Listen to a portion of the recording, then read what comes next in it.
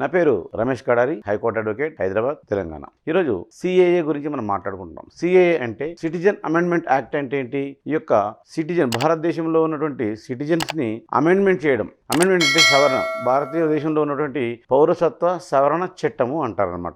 ఈ పౌరసత్వ సవరణ చట్టం అనేది మనకు 1950 నుంచి ఉంది. కానీ ఇప్పుడు మనకు డిస్కషన్ ఎందుకు వచ్చిందంటే 2019లోనే ఈ యొక్క చట్టం గురించి మనకు ఇంప్లిమెంటేషన్ చేయాలనుకున్నారు. కానీ 2024 సంవత్సరంలో మనకు మొన్న మార్చ్ 11th రోజు మాత్రమే ఈ యొక్క అమలులోకి రావడం జరిగింది. ఈ సిఏఏ అమలులోకి రావడంతో భారతదేశం మొత్తంలో కూడా ఈ యొక్క సిఏఏ చట్టం గురించి డిస్కషన్ జరుగుతూ ఉంది. సో ఈ సిఏఏ చట్ట సవరణ అంటే ఏంటిది అంటే ఇక్కడ మనం ముస్లింలు ఈ యొక్క సిఏఏ చట్ట సవరణని ఎందుకు వ్యతిరేకిస్తున్నారు, హిందువులు ఎందుకు ఆహ్వానిస్తున్నారు అనే డిస్కషన్ మీద మనం చూస్తున్నాం. సో ఇక్కడ సిఏఏ అంటే మన పక్కన ఉన్నటువంటి దేశాలు ఆఫ్ఘనిస్తాన్, పాకిస్తాన్ మరియు బంగ్లాదేశ్, ఈ మూడు కూడా ముస్లిం రాష్ట్రాలు, ముస్లిం దేశాలు. ఈ ముస్లిం దేశాలలో వారి యొక్క పౌరసత్వం అందరికీ ఉంటుంది. వారు ముస్లిం దేశాలలో కంప్లీట్లీ ఈ మైనారిటీలకు ప్రయారిటీ ఇవ్వడం లేదు, అంటే హిందువులకు ప్రయారిటీ ఇవ్వడం లేదు. ఎస్పెషల్లీ పాకిస్తాన్ లో ఇంతకుముందు మన భారతదేశం విడిపోయేటప్పుడు 18% హిందువులు పాకిస్తాన్ లో ఉండేవారు. ఇప్పుడు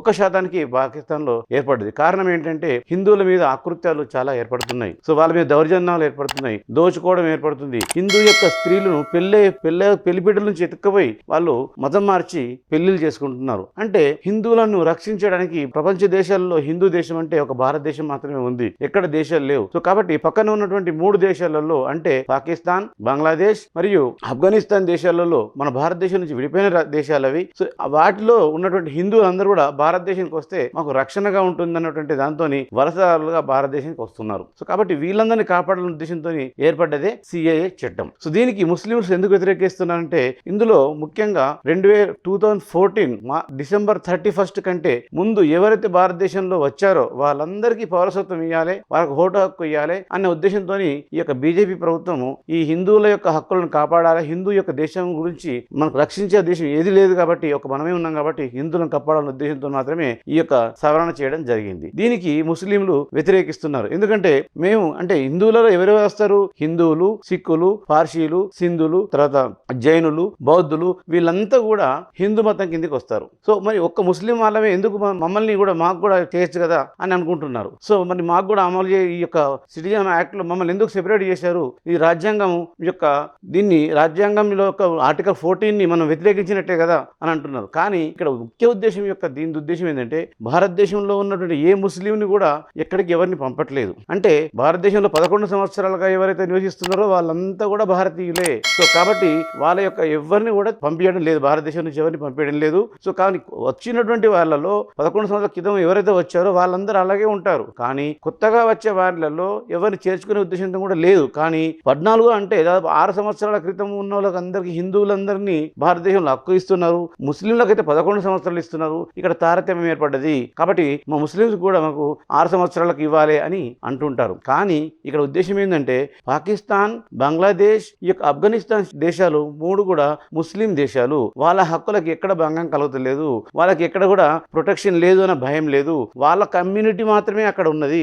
వాళ్ళ వల్ల హిందువులు ఇబ్బంది పడుతున్నారు. హిందువుల వల్ల ఏ ముస్లిం కూడా ఎక్కడ కూడా ఇబ్బంది పడేటువంటి దాఖలు లేవు, ఈవెన్ ఇండియాలో కూడా లేవు. అంటే మనం భారతదేశంలో ఎక్కడ కానీ మైనారిటీ అంటే తక్కువ వర్గం ఉన్న వాళ్ళను, ఎక్కువ వర్గం ఉన్న వాళ్ళు రక్షించబడాలి కానీ శిక్షించబడకూడదు అన్న ఉద్దేశంతో మాత్రమే మనం దేశ విభజన జరిగింది. కానీ దేశ విభజన జరిగిన తర్వాత పాకిస్తాన్లో ఆ యొక్క మతప్రధాన దేశం కాబట్టి, మన దేశం లౌకిక దేశం కాబట్టి ఇక్కడ రక్షించబడుతున్నారు. అక్కడ మైనారిటీలు అంటే అక్కడ పాకిస్తాన్లో మైనారిటీలు ఎవరు? హిందువులు శిక్షించబడుతున్నారు లేదా వారి యొక్క దౌర్జన్యాలకు గురి కాబడుతున్నారు. స్త్రీలకు పెళ్లి అయ్యేటువంటి స్త్రీలను కూడా ఎత్తుకపోయి వాళ్ళని మత మార్పిడి చేసి వాళ్ళను దౌర్జన్యంగా పెళ్లిళ్ళు చేసుకుంటున్నారు. వాళ్ళకి అడిగేవారే లేరు. కాబట్టి వీళ్ళందరినీ రక్షించాలనే ఉద్దేశంతో పక్కనున్నటువంటి 3 దేశాలలో ఎస్పెషల్లీ పాకిస్తాన్, బంగ్లాదేశ్, ఆఫ్ఘనిస్తాన్ దేశాలలో ఉన్న హిందువులను రక్షించాలనే ఉద్దేశంతో మాత్రమే ఈ సిఏఏ చట్టాన్ని అమల్లోకి తీసుకురావడం జరిగింది. ఇందులో 6 సంవత్సరాలుగా ఎవరైతే భారతదేశంలో ఉన్నారో వారందరికీ ఈ పౌరసత్వ చట్టం ద్వారా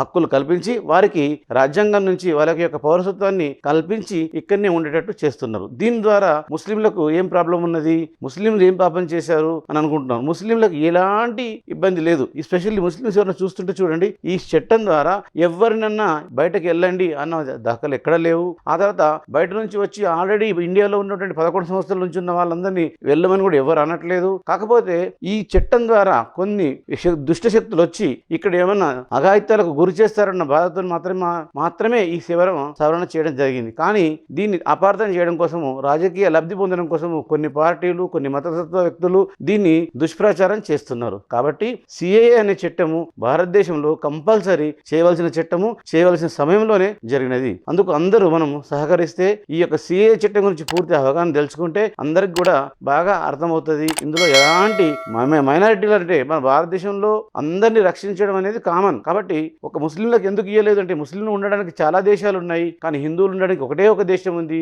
అదే భారతదేశము. సో కాబట్టి వాళ్ళని రక్షించడం కోసం మాత్రమే ఈ సిఏఏ చట్టం చేయబడ్డది. దీన్ని కాపాడదాం, దీనికి సపోర్ట్ చేద్దాం. Thank you.